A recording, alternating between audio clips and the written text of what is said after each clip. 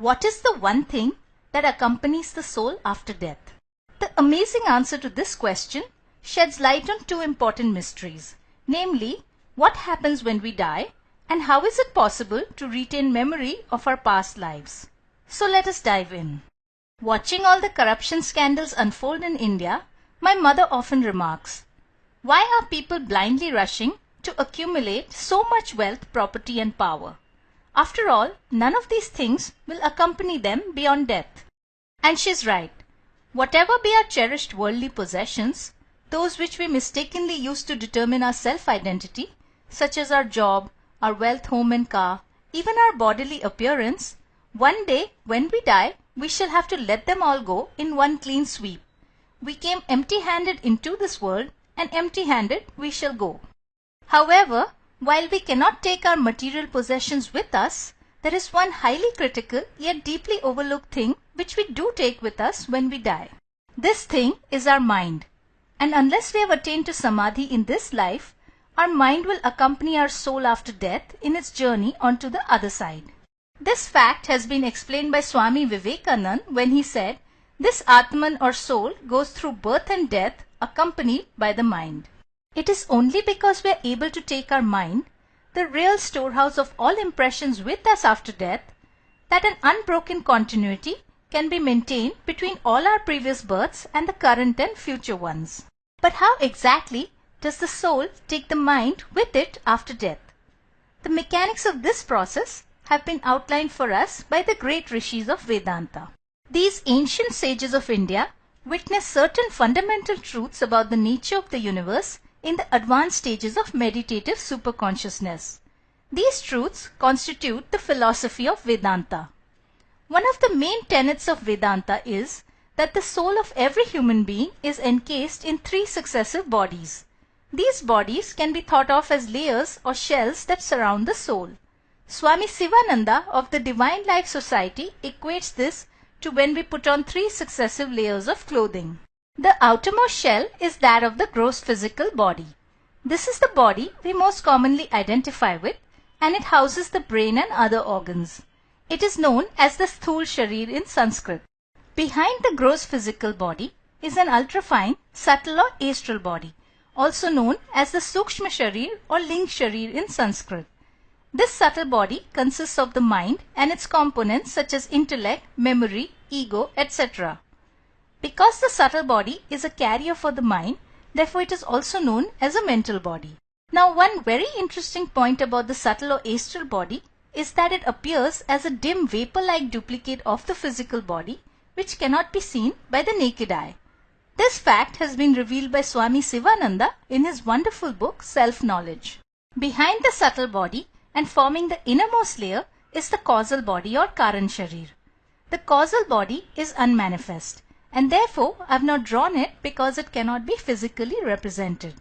Finally, behind the 3 bodies, as the witness and ruler of them all, stands our soul or Atman, the source of consciousness.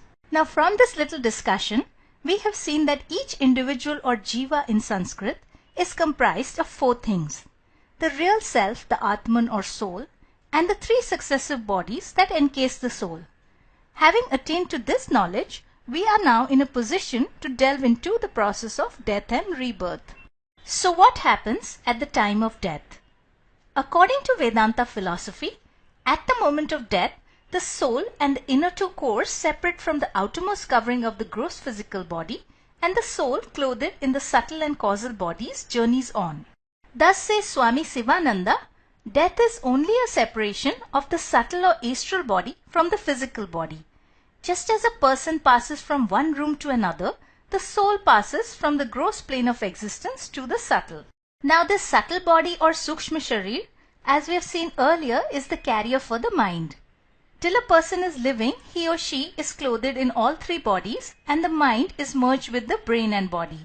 But upon death, the physical body is shed, and as Swami Vivekananda has explained, the soul goes out and carries part of the mind with it. Furthermore, as both Vivekananda and Sri Aurobindo have revealed, it is our mind and not the brain which is the real storehouse of all impressions or sanskars. Everything that we have ever thought, every action that we have done, is lodged in the mind. in the lower layer of the Chitta or subconscious mind, the impressions of all things seen, thought, sensed and felt are recorded. For this reason, even though the brain has been left behind at death, a lifetime of impressions or sanskars stored in the subconscious mind accompany the soul after death.